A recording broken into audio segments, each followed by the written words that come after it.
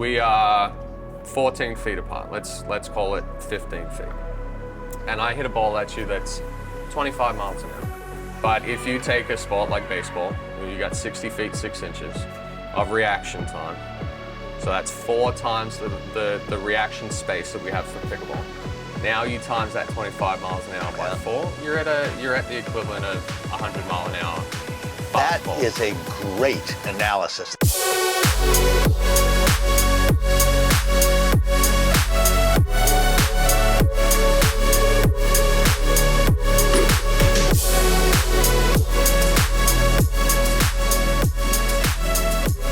Well, welcome back to the Future of Pickleball. We've got a wonderful guest today, a guy that's been very, very involved in pickleball, but real interestingly comes from a baseball background. We're going to have a chance to talk to Chad Edwards. Welcome. Pleasure. Welcome to the Future of Pickleball. Very interesting guy. So Chad is involved. He is one of the owners of the Peak Performance Academy, along with his wife, Simone Jardim. They're very involved in South Florida teaching, coaching programs. He is involved in broadcasting and does a lot of analysis. Chad really came to my particular attention through his broadcasting. This guy knows the game. He knows how players move. He understands the nuance and sophistication of it, and he's really, really fun to listen to. One of the things that I would like to start with is, tell me a little bit about I know you played D1 baseball. You were recruited by the Seattle Mariners. Yep. Guide me a little bit. That's a pretty impressive background in baseball. Yeah, so I grew up in Australia. Baseball at the time was kind of ebbing and flowing, and it's continued over the years. But I actually got offered a contract when I was 16 from the Seattle Mariners when I was still in high school. About 3 of us got offered those contracts. I decided to turn it down at the advice of my parents to say, hey, finish school, go to college, get a degree. And in the middle of my playing time at Fresno State, out here in California, I blew my shoulder out. So at the time, the Rangers were going to draft me. I was talking to the Yankees and the A's, and my velocity dropped off. So I had shoulder surgery, and that's when I actually started getting into more coaching. When I was rehabbing, I was doing video for the team. I was doing video analysis. I was breaking it all down, cutting clips, setting it up for the coaches to look at in the morning. So once I came back, the shoulder still wasn't there. I transitioned into the coaching side of things. And I would work with kids from 16 to 20.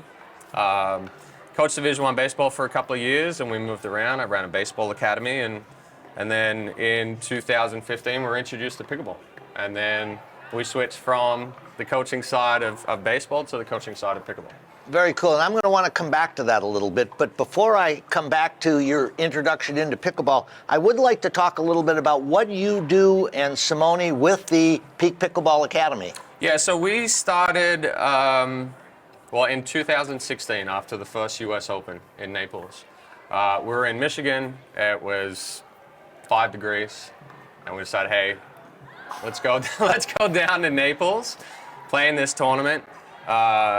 I made it down there the very last day after everything was done, but we decided to stick around for a few days and check out some stuff. Very nice. 5 days later, we went back, quit our jobs, put our house on the market, sold our house, packed up the kids and moved down. In the process of moving down, we were like, hey, what are we going to do in Naples? We're just coming down for the weather, and we decided on a pickleball academy. Everybody was like, you're crazy. It's not going to work. And this is back in 2016. It's not going to work. Pickleball's a fad. It's not going to go anywhere. And we just told people, we're like, hey, you don't know us. We're going to make it work. And we started off as the US Open Pickleball Academy with Terry Graham and Chris Avon. And in 2018, they were focusing more on the tournament side. So we separated off and started Peak Performance Pickleball Academy. At that time, we probably had about 2,000 clients that had come through in 2 years. So it had already was rolling. We hit the ground running. It started off with 4, then it went to 16, 32, and each time it just kept doubling and doubling and doubling. Today we've got 7 instructors that work for us. I'm the sports director at 55 and over communities. I've got two of them in Southwest Florida right now. So everybody is introducing pickleball into it. So I've got pickleball instructors in those communities. Obviously we do camps with Simone as the lead instructor, and everything's focused around anybody that works for us. They all come through the same philosophy. So there's uniformity between everything, and we're fortunate that pickleball has given us a very good life, but we do it also because we see the enjoyment out of people as they continue to get better and fall in love with this game even more. Yeah, one of the things we're sitting here in 2020 at U.S. Nationals, the sport's exploding. The whole world now knows that. Yeah. What do you see beginning to happen, or do you see anything that'll begin to come up in the next couple of years in the coaching, training, as players are coming into the sport? How do you see that going forward? Already from when we started on the instruction side in 2016 to 2022 now, in 6 years, we were building a base in 2016. Now we still teach some of that base, but the game is ever evolving. We sit down and we talk every week, and we figure out new programming and new practices, and part of broadcasting, it's great for me as well because I get to sit there and analyze the game and talk about it, and I'm seeing what's being introduced. The paddles in 2016 compared to 2022, huge difference. Right? You couldn't hit the spin, you didn't have the speed ups. It was a much slower game, and it was a slower game by choice because when you tried to speed something up, it wasn't there. I think now there's this big infusion of power into the game because the paddle technology has allowed us to do it. You still need to have the ability to change speeds. You have to go hard, you have to speed it up, but you also have to slow it down. Pickleball is that strategy, chess move, boom, boom, boom. Now I have my opportunity to attack and go.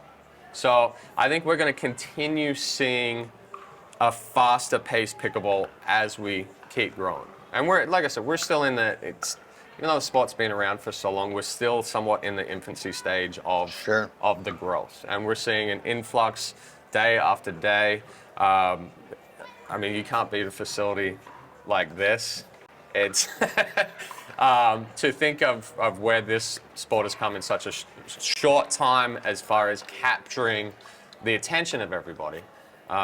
It's going to continue to grow, and you're going to see younger players coming into it, and that's where the power, the speed, the spin is all going to influence this game. Cool.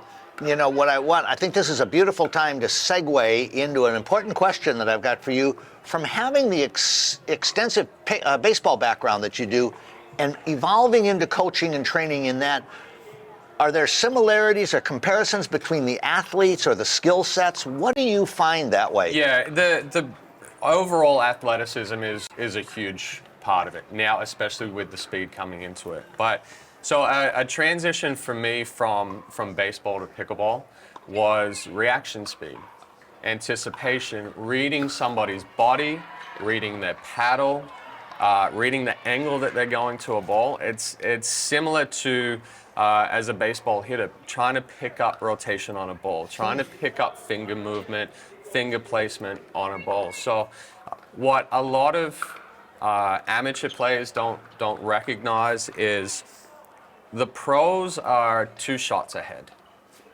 They've drilled it, they've practiced it, they've done it all. They know the options off of a ball that they've hit, and now they're not watching the ball anymore. They're watching the body, they're watching the feet, they're watching the hand, they're watching the take back, how fast the acceleration's coming. So they're already in an anticipation mode of, I'm 80% right on here, they might catch me on the 20% over there, but I'm going higher percentages there. Sure. So it's the same across just about every professional sport and athletics in itself. There's tendencies, there's positioning, and you're reading so much more than what the actual play is. Sure. Yeah, very cool.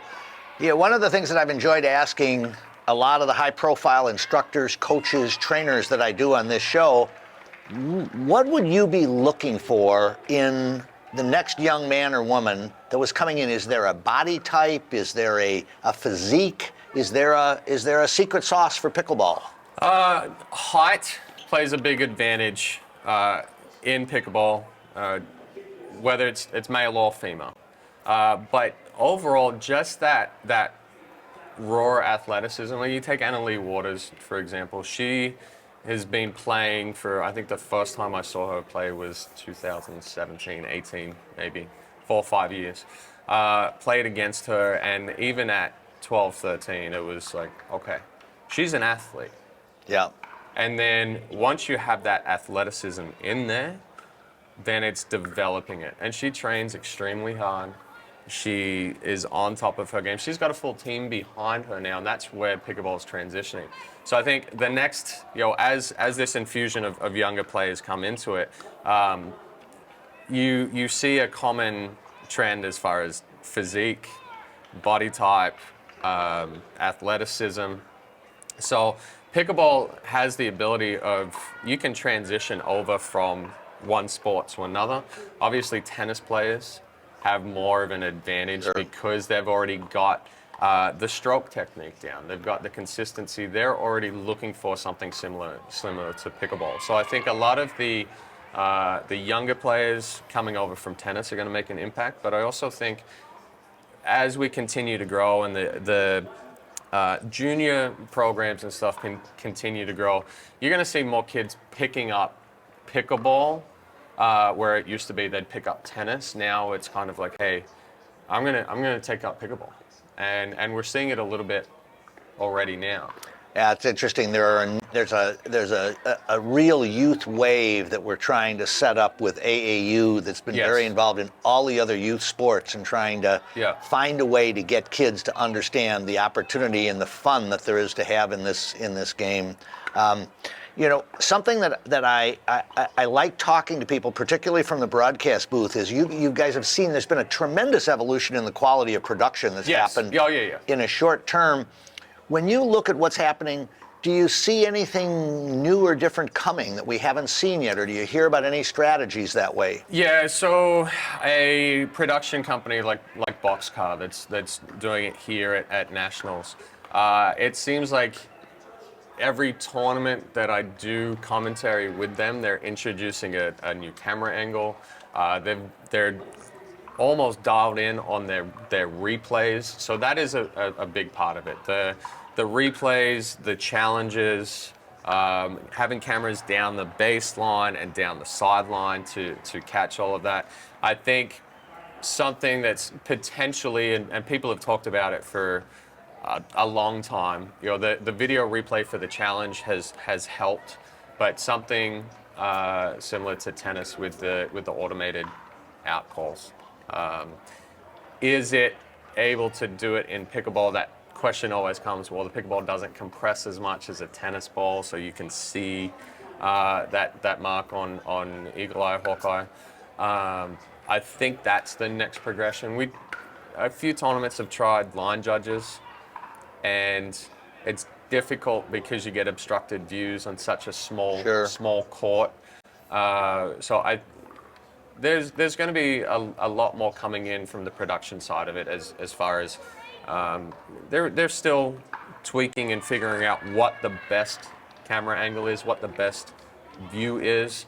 A lot of the times, like a kitchen cam, because there's such a limited space, having the ability to go up a little bit higher, show that side-on angle.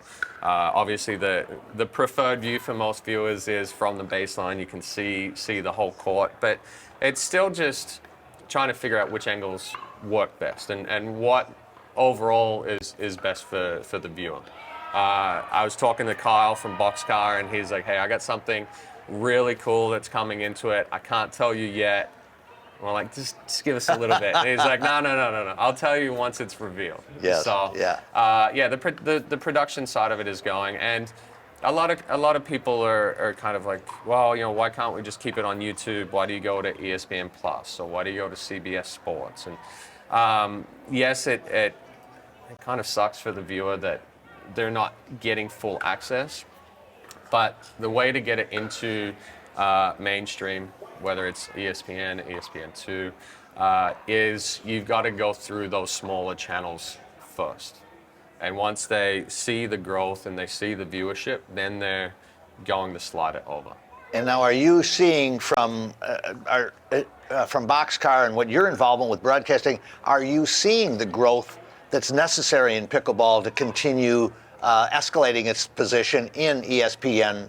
It's getting there. It's getting there. The uphill battle is that pickleball doesn't translate as well to TV or streaming as some of the other sports. You know, I'll take ice hockey, for example. When it first went on TV, people were like, oh my gosh, this is slow. What's going on? I can't follow the puck.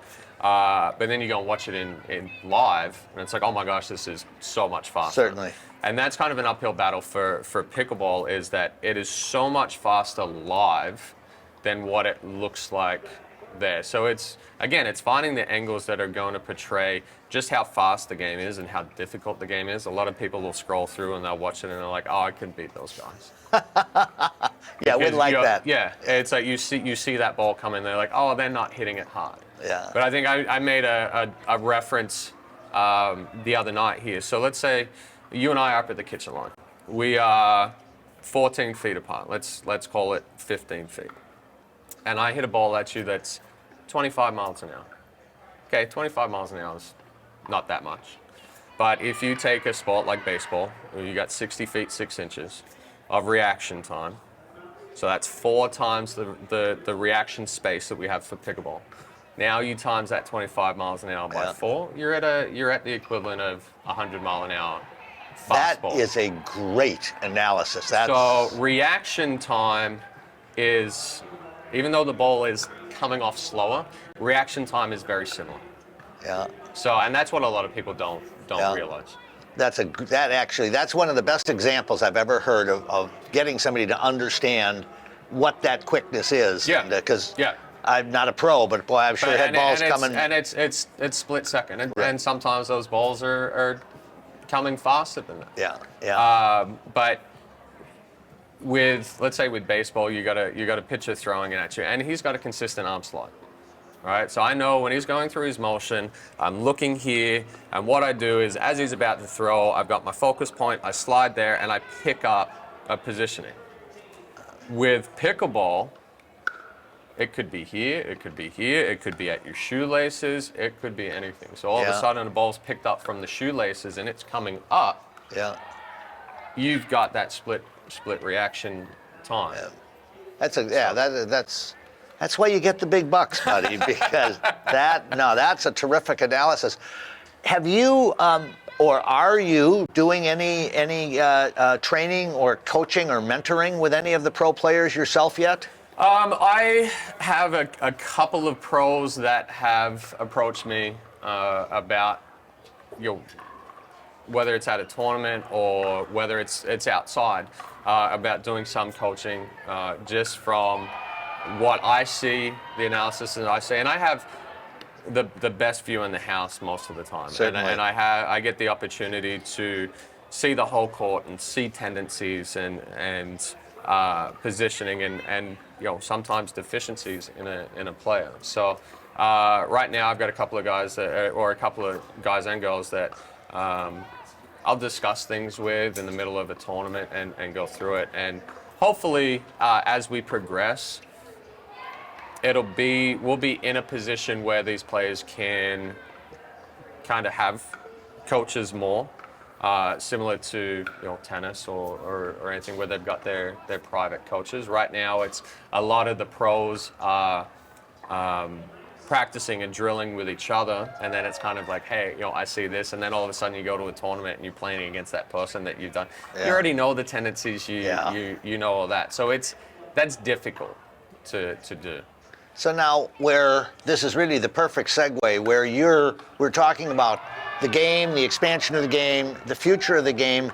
When players are starting to come in now, let's say somebody's coming in at this point who comes from an elite sports background, What do you think is going to be the track that they come in? Will they start with the youth tournaments? Will they play some of the minor league events? Yeah, I think just it depends on the age. If let's take Sam Querrey for example. Okay, very accomplished in the tennis world, everything else like that. He made a statement that he'll be top 10, top 5 within 3 months.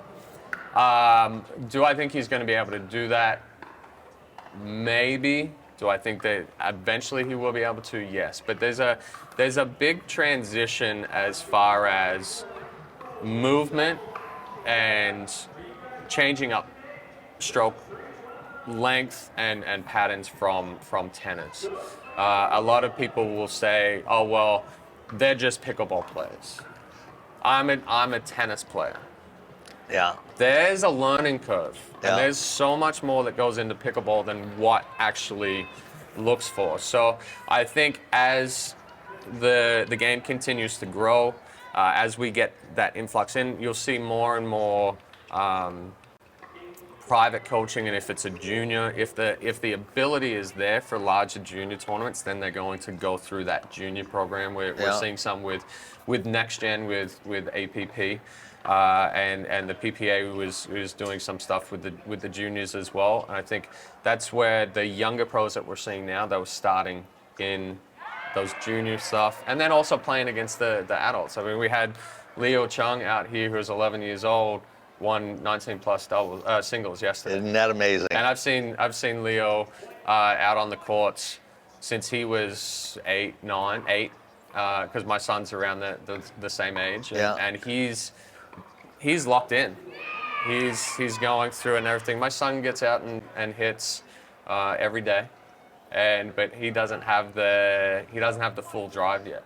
And I think that's a big part of it when you ask about who's going to excel at this. You have to have the drive. You have to have the ambition. It's one thing to have skill and raw talent, but if you just go out now and expect to, hey, I'm athletic and I've got raw talent, you're still going to get beaten, because the days have changed. Whereas 6 years ago on the pro side, the pros would teach for 5 days, and then or 4 days, and then they would go and play in a tournament Friday, Saturday, Sunday, and then they'd come back and teach Monday through Thursday. Yeah. Now it's spot teaching, some camps, but it's nutrition, it's strength training, it's conditioning, it's practice sessions 2, sometimes 3 times a day, where this is now a serious business, where as we were starting to roll into it, it was the money wasn't there to be able to solely do it. Sure. The last question I've got for you, Chad, is what is the future offer for Chad Edmonds? So hopefully doing more commentary as things grow. Obviously, I do stuff here with USA Pickleball. I do MLP. I do APP. So as it continues to grow, I'm happy that I've kind of got my foot in the door as at the building blocks here, and hopefully to transition more into the commentary side of it and kind of management side of it. Very good. And then the last plug I want you to take is, what's the best way for people to get in touch with you about what Peak Pickleball Academy is all about? Yeah, so right now, if you go to peakpickleballacademy.com, that's our website for Peak Performance. We're in the transition stage of updating the website, changing around our programming, but you can follow us on Facebook at Peak Performance Pickleball Academy. You can also find us on YouTube with a bunch of instructional videos with Simone Jardim Pickleball. We try to add new stuff each week. You can follow. I don't post much on Instagram. I'm not much of a social media person, but I guess that's going to have to change as we continue to grow. I told you it was going to be a great day at the Future of Pickleball. Chad Edwards, thank you very much for the time with us today. I sure appreciate it. Thank you.